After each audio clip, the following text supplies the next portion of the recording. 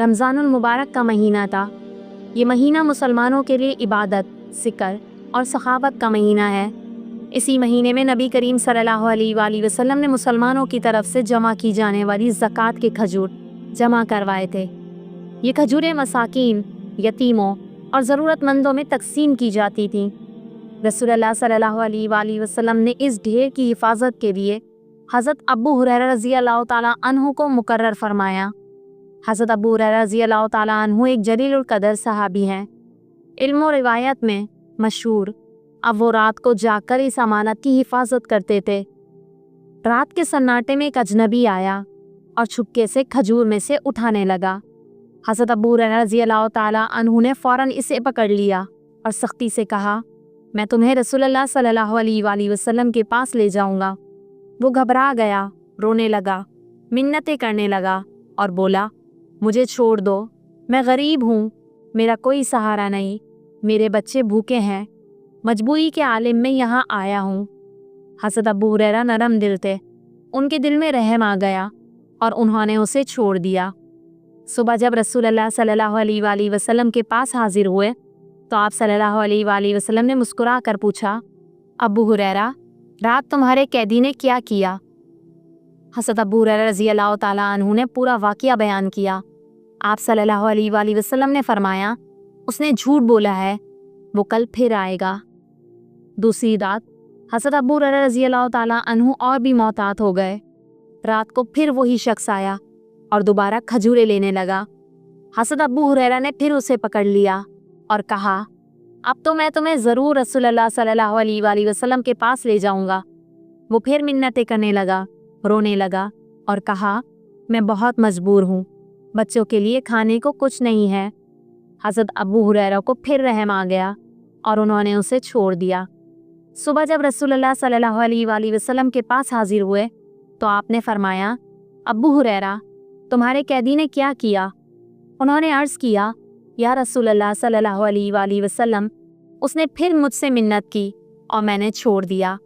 आप सल्लल्लाहु अलैहि वसल्लम ने फरमाया, याद रखो, उसने झूठ बोला है, वो कल फिर आएगा। हज़रत अबू हुरैरा रज़ियल्लाहु ताला अन्हु तीसरी रात पूरी तरह तैयार बैठे थे।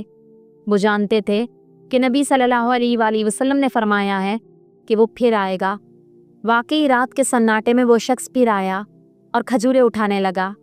हज़रत अबू हुरैरा ने फ़ौरन उसे पकड़ लिया और कहा, अब मैं तुझे हरगिज़ नहीं छोड़ूंगा, आज मैं तुम्हें ज़रूर रसूलुल्लाह सल्लल्लाहु अलैहि वसल्लम के पास ले जाऊंगा।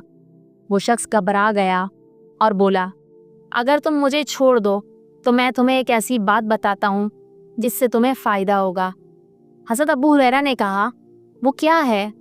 उसने कहा, जब तुम रात को सोने के लिए बिस्तर पर जाओ तो आयतुल कुर्सी पढ़ लिया करो।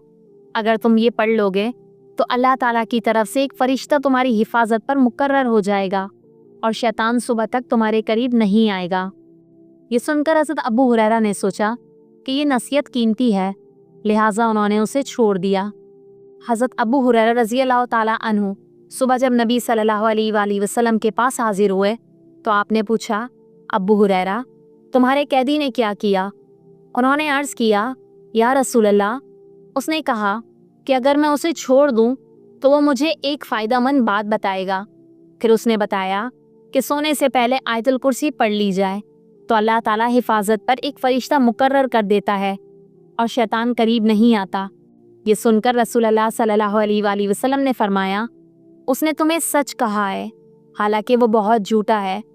क्या तुम जानते हो 3 रातों से तुम्हारा मुखातिब कौन था? अबू हुरैरा ने अर्ज़ किया, या रसूलुल्लाह सल्लल्लाहु अलैहि वसल्लम, नहीं। आपने फरमाया, वो शैतान था। तारीफ़ में एक मौका ऐसा भी आया कि कुछ यहूदियों ने नबी करीम सल्लल्लाहु अलैहि वसल्लम पर जादू करने की कोशिश की। इस जादू में शरीर जिन्नात और शयातीन को इस्तेमाल किया गया ताकि आप सल्लल्लाहु अलैहि वसल्लम को तकलीफ़ पहुंचाई जाए। चंद दिनों में आप सल्लल्लाहु अलैहि वसल्लम को जिस्मानी और जहनी कमज़ोरी महसूस होती रही। कभी यूँ लगता कि आपने कोई काम किया है, हालांकि वो काम किया ही नहीं होता। ये जादू का असर था। अल्लाह ताला ने अपने महबूब सल्लल्लाहु अलैहि वसल्लम को कभी तन्हा नहीं छोड़ा।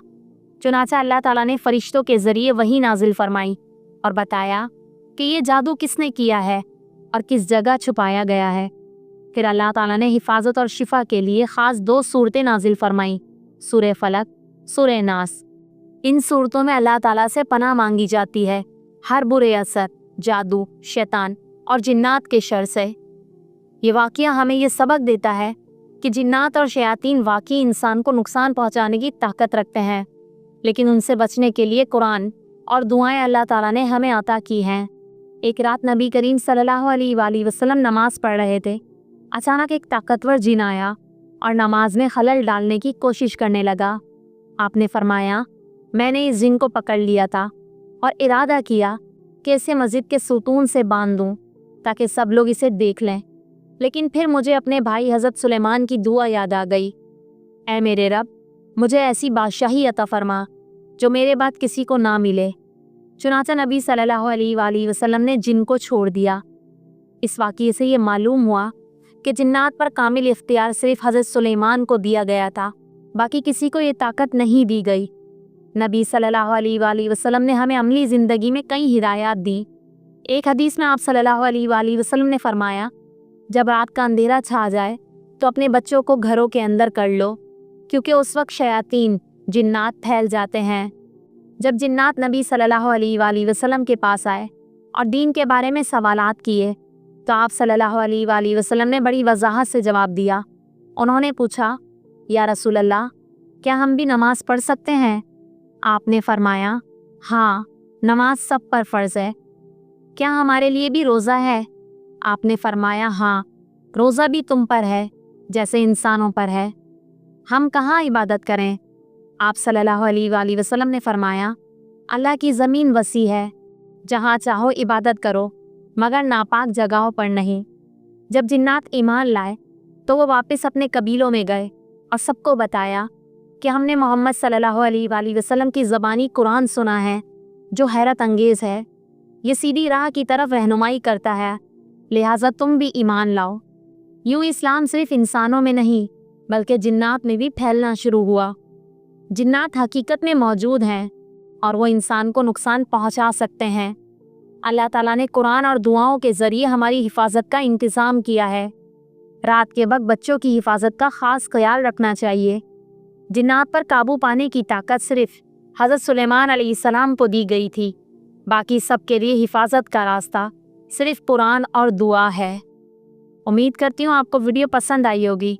वीडियो पसंद आए तो लाइक, शेयर और चैनल को सब्सक्राइब करना मत भूलिएगा। दुआ में याद रखिएगा। अल्लाह हाफ़िज़।